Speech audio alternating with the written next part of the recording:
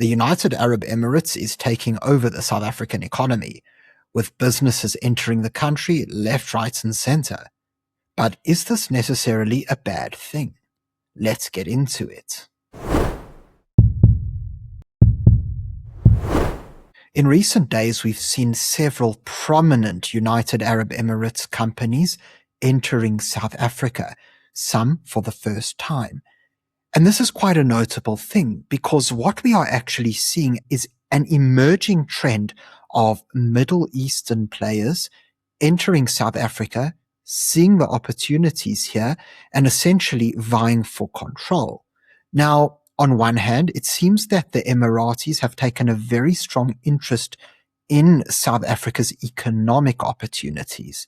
But on the other hand, it does appear that they've engaged in an almost shadow war with the likes of Qatar, which is of course a rival of theirs, and Iran, who is a natural ally to the Qataris. Now, before we get into these massive deals that have happened and what the repercussions could be for South Africa, could I remind you to subscribe to the channel if you haven't already? It's completely free to do, and all you've got to do is click on the subscribe button below. If you would like to support the channel and enjoy additional perks such as members-only videos, you can do so by becoming a Power Club member.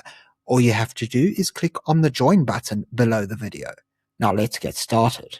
I'd like us to start off by looking at probably the most important piece of news we have to discuss, which is that ADNOC, so the Abu Dhabi National Oil Company, has actually acquired Shell South Africa. So some of you might remember how Shell was looking to withdraw from the South African market, and it seems that ADNOC has been the company that decided to fill their shoes. Now, for those of you who don't know, this is the UAE's national oil company, with Abu Dhabi being the capital of the UAE. Now, what's particularly important about this in this next article is how ADNOC expects that this takeover of Shell South Africa could lead to a 13% earnings spike for the company. So, as we'll see here, they acquired Shell South Africa's downstream business for $1 billion. And if you're not sure what downstream means, I will explain in a moment. And what this actually has done for ADNOC is that it has given it 580 new fuel stations across South Africa. So that goes from 1,032 to 1,600 fuel stations, a 55% increase. Now, as I mentioned before, this is a move that boosts ADNOC's downstream business. So what exactly does this mean? So when it comes to the oil sector, there are three main categories of activities: upstream, midstream, and downstream. Upstream refers to oil exploration and production. So actually finding the oil, drilling or fracking, getting it out the ground, and of course, producing. When it comes to midstream, that's talking specifically about transporting the oil. And then downstream activities are refining the oil into the finished product that people are actually going to be able to use, and then selling it to the final consumer. And so what ADNOC does is that it takes care of all three. It takes care of upstream, midstream, and downstream activities. And in South Africa, before taking over Shell South Africa, ADNOC was a very big supplier of crude oil and other petrochemical products to the country. However, what's really important for us to note is that the majority of ADNOC's activities were specifically manufacturing and then transporting the product to South Africa, where Shell South Africa, which was then under the British, and other fuel stations could buy the product from ADNOC and then actually sell the final fuel product to consumers, so to people driving around South Africa. And so what ADNOC has essentially done is it's made sure to take over this downstream business as well. And so all of a sudden, ADNOC now owns the entire supply chain. And so ultimately, this move of acquiring Shell South Africa has enabled ADNOC to significantly expand its South Africa footprint, because now not only is it sort of the raw supplier or an intermediary, but it's actually the retailer as well. And so this is a massive move for ADNOC. But beyond just ADNOC, there are other Emirati companies that are also interested in the South African economy.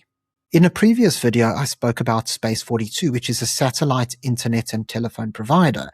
And the main topic of that video was how Space 42 is a rival to Elon Musk's Starlink, and the South African government decided to enter into a deal with Space 42 in order to provide internet access and phone access to hard-to-reach areas in rural South Africa. Now, in addition to that company, there's also First Abu Dhabi Bank. And here we've got an article explaining how First Abu Dhabi Bank has decided to compete with European rivals in the South African banking sector. As explained here, First Abu Dhabi Bank is entering a market undergoing favorable structural changes at a time when European banks are withdrawing from the continent, with Britain's HSBC and France's BNP Paribas having ended their banking operations in South Africa in recent years, opening up opportunities in trade finance, infrastructure, and corporate banking, according to the platform. The expansion into South Africa comes as an extension of First Abu Dhabi Bank's presence in Africa, as it is active in Egypt through FAB Misr, the third largest foreign bank in the Egyptian market. It also owns a 50% stake in First Gulf Bank Libya.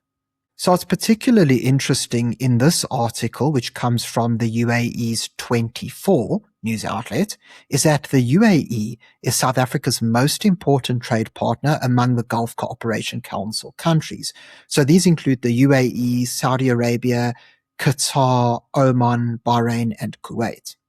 While South Africa is the UAE's second largest trading partner on the continent. And so this is incredibly important for us to note because it shows just how valuable the UAE-South Africa trade relationship really is. Non-oil trade between the two countries in the first half of 2025, according to the Minister of Foreign Trade, was $3.93 billion, which is a very substantial amount. Now, you might be asking yourself, well, why exactly are all of these Emirati companies specifically focused on South Africa? Why is it that they view South Africa as being such an important player in world affairs? And it's actually pretty obvious.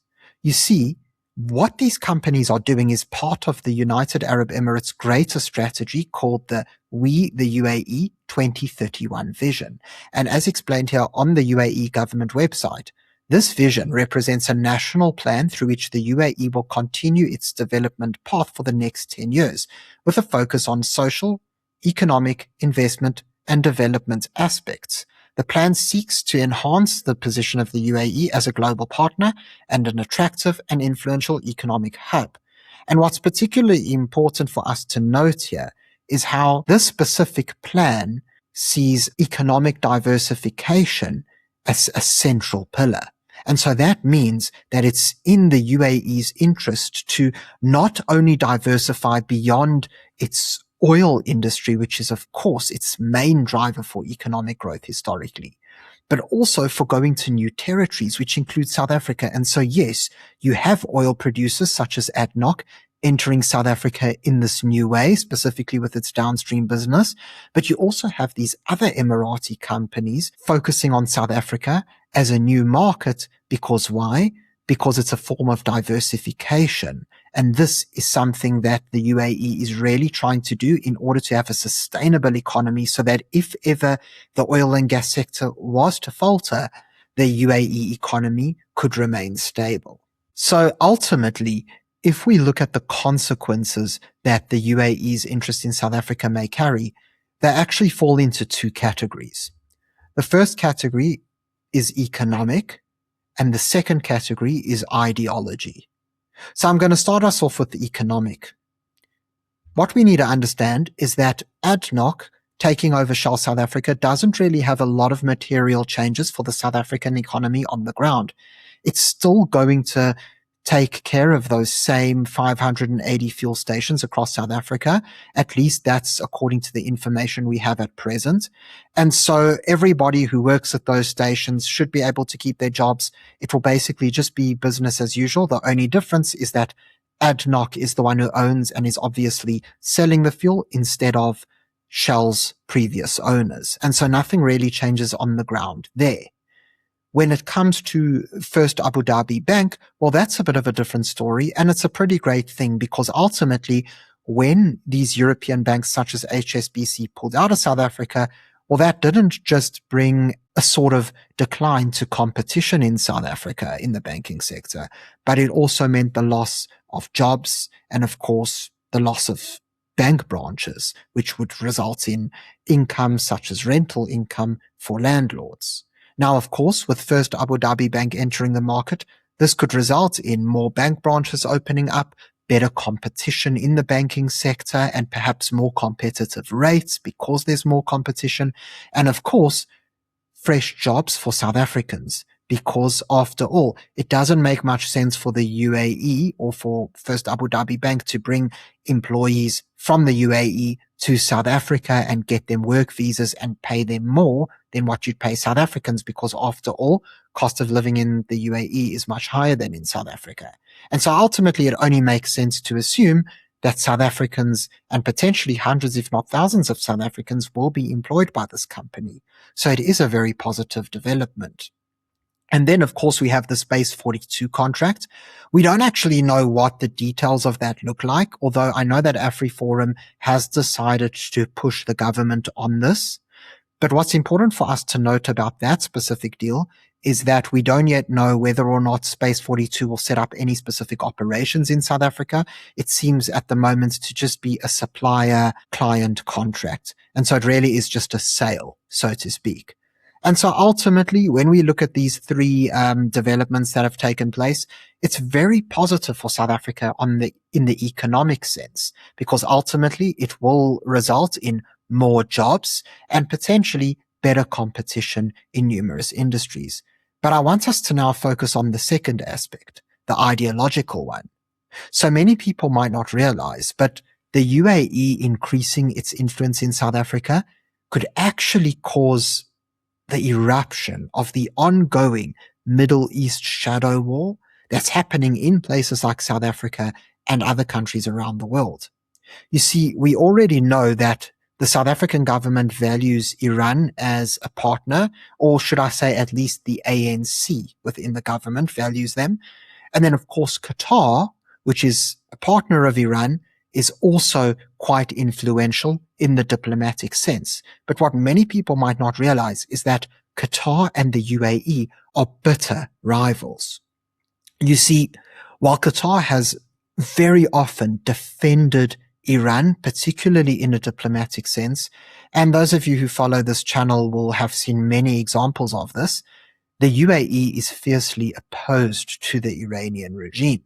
We've seen how not only are they very good friends with the United States and the West, but they also have good relations with Israel. They entered into the Abraham Accords in 2020, thereby normalizing relations with Israel. They also happened to have a lot of military engagements in recent times. In fact, recent reports have shown how the UAE not only struck Iran on multiple occasions during the ongoing war, but Israeli defense officials and the Prime Minister himself visited Abu Dhabi in order to coordinate with UAE officials and basically ensure that they cooperate on the military front. There was even a moment where the Israelis even deployed an Iron Dome battery to the UAE to help defend them, with Israeli soldiers going along for the trip in order to operate that Iron Dome battery.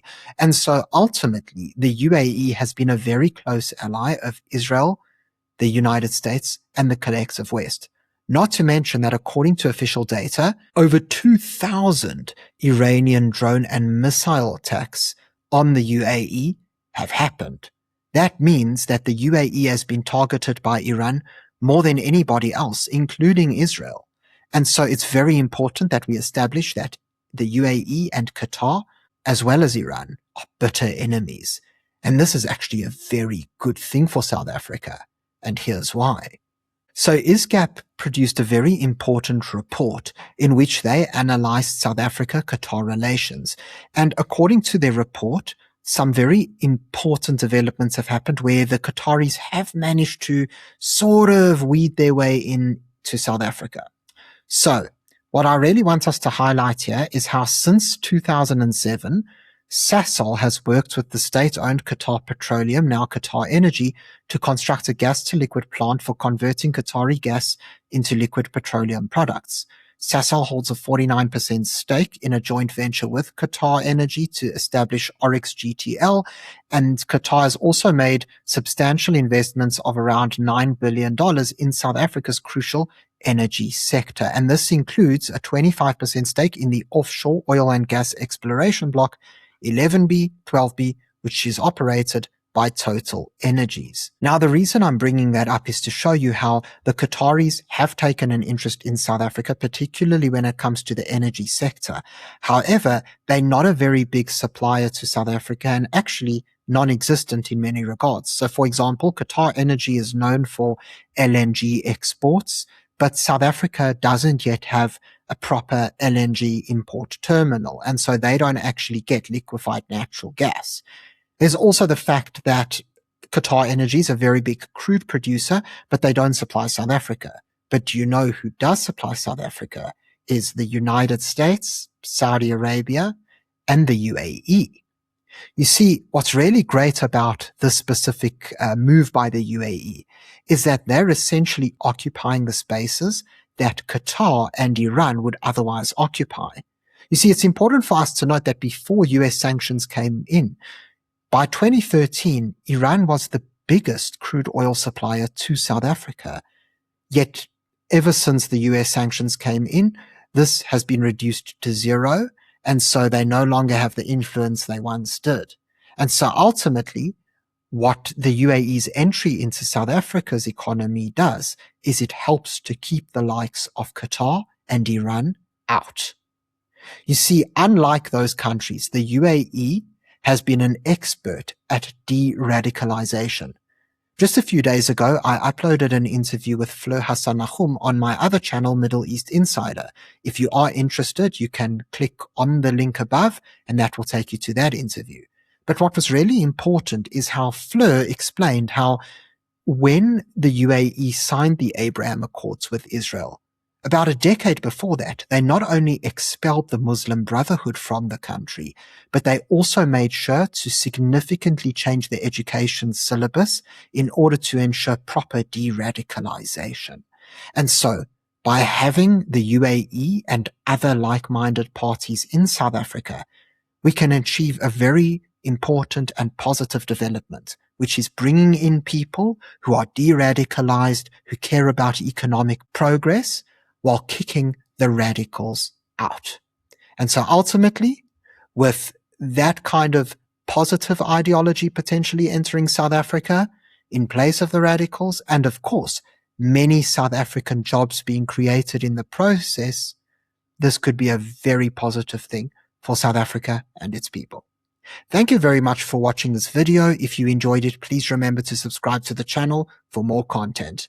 Until next time, I'm Matthew Cohen, and this is The Power Pod.